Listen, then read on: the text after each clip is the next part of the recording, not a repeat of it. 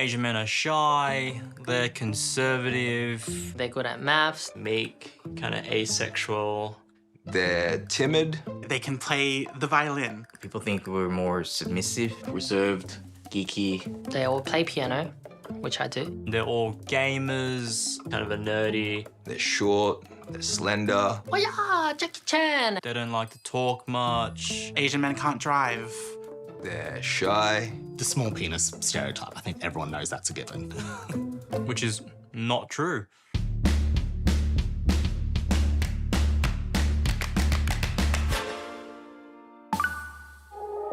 What was it like being single, dating as an Asian man? It was a bitch. Who would be the hardest person to get a response out of from the apps? That would be any male from an Asian perspective. You'd hear things like told straight to your face, like, I don't want to date an Asian person.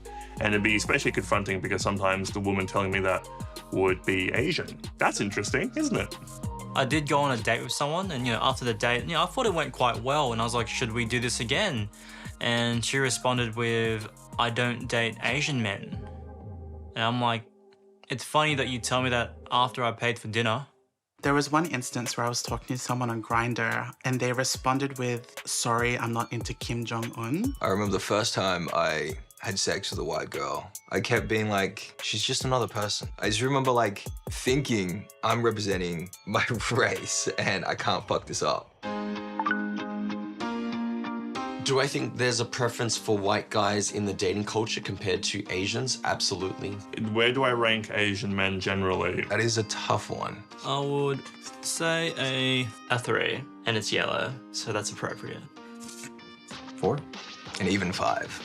7. In the dating hierarchy, Asian men were sitting at like a 2 or something back in the day, but thanks to the influx of K-pop, we're hitting the high 7s, maybe even 8s.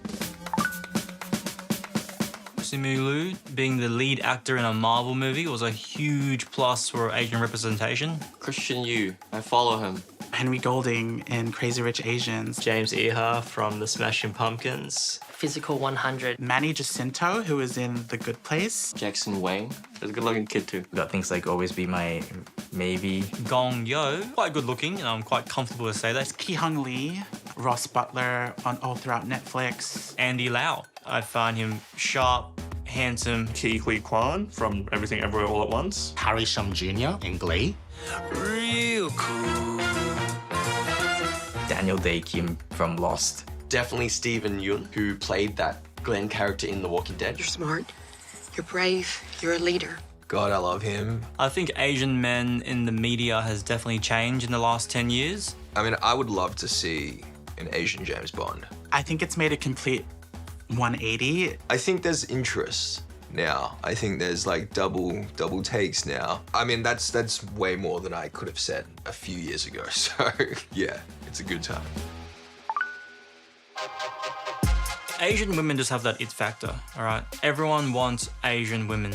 There's the yellow fever, for example, that's mostly dedicated to them. One of my best friends, she is Filipina. She lives in Broome and she gets so much attention there. The societal perceptions that desexualize Asian men are the same perceptions that over-sexualize or that fetishize Asian women. I think they should make a documentary with David Attenborough. We can see this young Asian gentleman putting a lot of work on his profile and headshot and no replies. We have this young Asian lass, just a nice photo, and just dick pics left, right, and center. Asian women, I would put them on... I mean, it's a pretty known trope at this point. Asian women, without a doubt. So I'm gonna say 10. 10. Well, that's easy. I'm just gonna go straight here. 11. Everyone wants Asian women. They're in such high demand. They're just one of the most beautiful creatures on the world. The small penis stereotype. I don't know where it stemmed from. I can't answer that because I have a big one. I can say wholeheartedly it is quite untrue. No, I'm just kidding. I'm just gonna say 2 things. 1, I'm 6'4". 2, ask your mum. When I was younger, I was always self-conscious about it. I think I actually remember saying, oh, I'm only this size, you know, is that okay? And then when they see it, it's like, okay, well, it's like average. It's an average length. In school, I'd have people make fun of me. It's like, oh, David's got a small doodle. And I'm like, I'm dating your ex. I was in the playground with some of my friends. I'm talking we're like 6 years old, and they're like, oh, Ben's Asian, he must have a small one. And I was like, what do you mean? And from that point, it never really went away. A good friend of mine, he's black. There's the stereotype for them having a really big penis. But he said, I'm not small, I'm not big, but I'm just average. I don't know what's a worse situation to be in. Being an Asian man, they'll just assume anyway. Then you get into the bedroom and then... There is kind of a perception of Asian men as like non-sexual or like not sexually threatening or that type of stuff. But, you know, people only think that if they're racist. I don't know if you heard, but there's actually over 1 billion Chinese people, and they be fucking. The best way is to find out for yourself. Like, guys, what's more important? All right, a guy with a big dick or a big tax return? Because I've got both. Growing up, when I discovered that I was Asian, that I was different, just wanted to be accepted and my Asianness to not show up. There was a time in my life where I just wanted to look Western. I wanted to avoid resembling anything Asian. I still struggle sometimes to kind of like accept like the Asian side of me. A lot of that was my own internalized racism. But, you know, rather than looking back with shame, I'm looking back with, you know, love and just being like, you know, little Ben did the best he could. And if that meant wanting to look different or dress different, then so be it. That's how he dealt with it. When I was younger, I definitely felt I was a bit more whitewashed and there was a lot of importance to fit in. I'd say I'm definitely a mix of conservative Asian. I still have a lot of those values. We shouldn't have to hold ourselves to this Western ideal. We can just be whatever we want to be.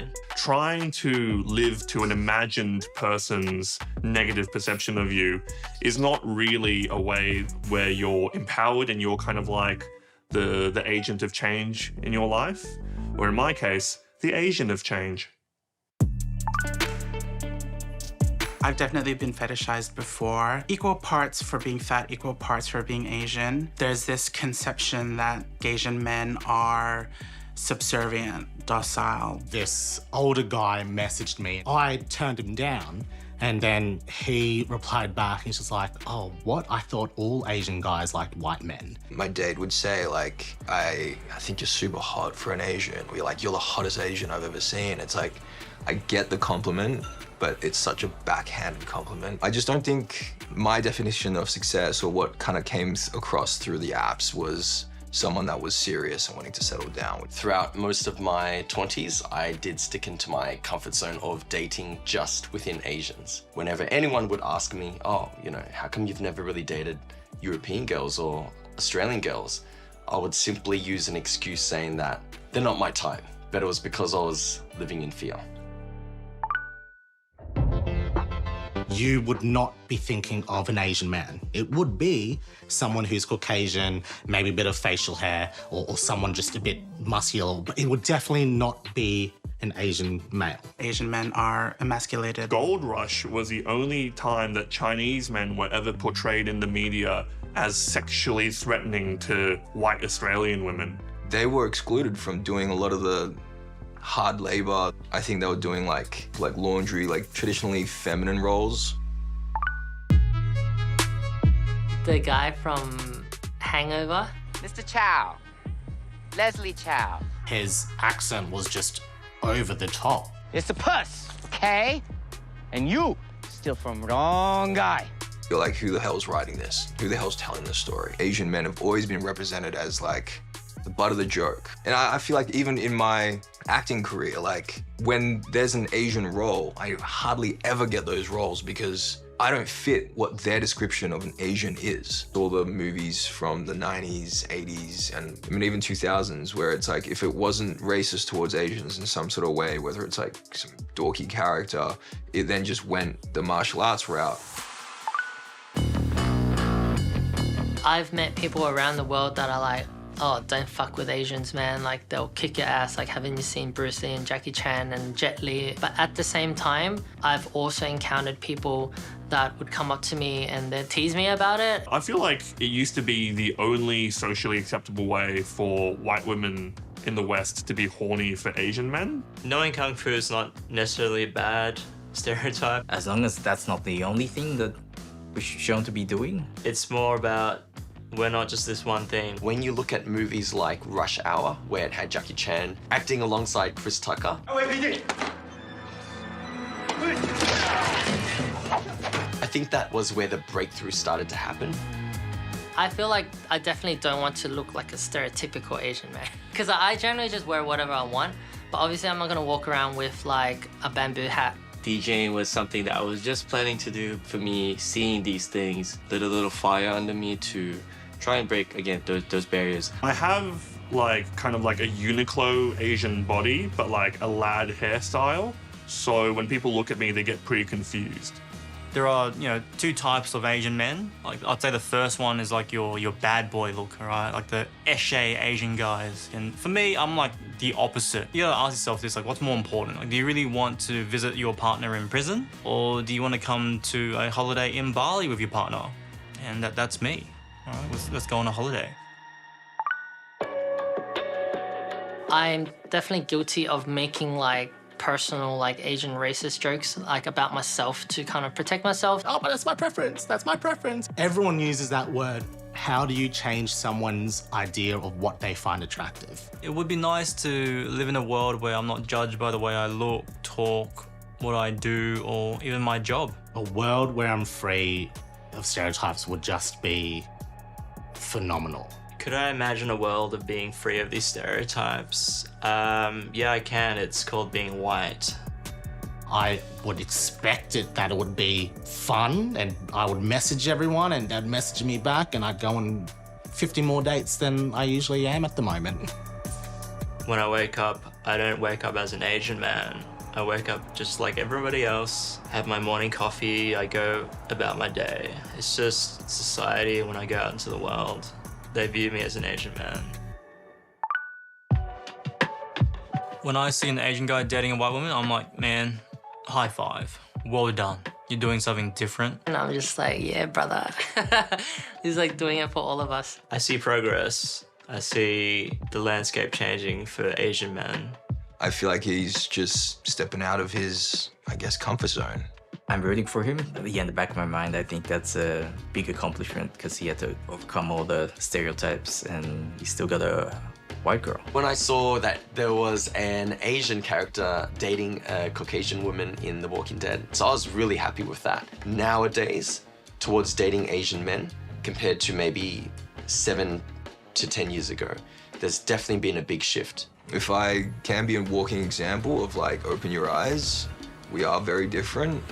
Come in all different shapes and sizes, different energies. I think I'm gonna go full steam. Our time has come. We've waited for a long time, and we're gonna keep pushing. So you're gonna see a lot more of us. White guys are definitely not ready for this change.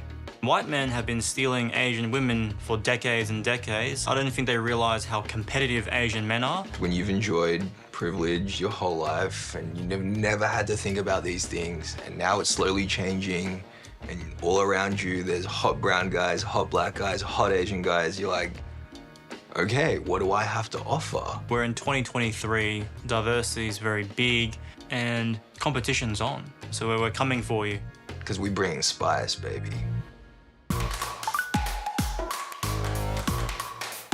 I am creative. Spontaneous. I'm a DJ, I'm a surfer, I'm a chef, I'm a bodybuilder. I'm tall, I'm confident, I'm funny. a dumb bitch. I'm hot as shit. I am Asian and I fuck. My advice for my Asian bros would be to just keep experimenting. You're allowed to be multiple things. You're allowed to be complex. There's nothing wrong with you. Now I'm kind of getting back to my roots and I'm kind of embracing myself as an Asian man. Definitely proud to be an Asian man. I say it out loud. You've got permission, dude. I think I'm Well, I would go a a 7. I'll go with an 8. lucky number 8. I'm a 10. I'm a 10. And you're a 10 too. Asian men are sexy. We're hot. Go out there, get you an Asian man, 2 for 1. We're cute as hell. We're so cute. I'm a 10, and you should date me. I am me.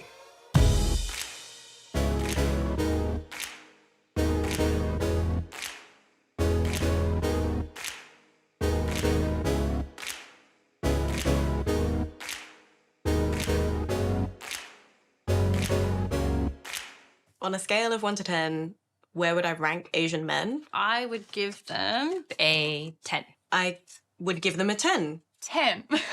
I would give them an 11 if I could.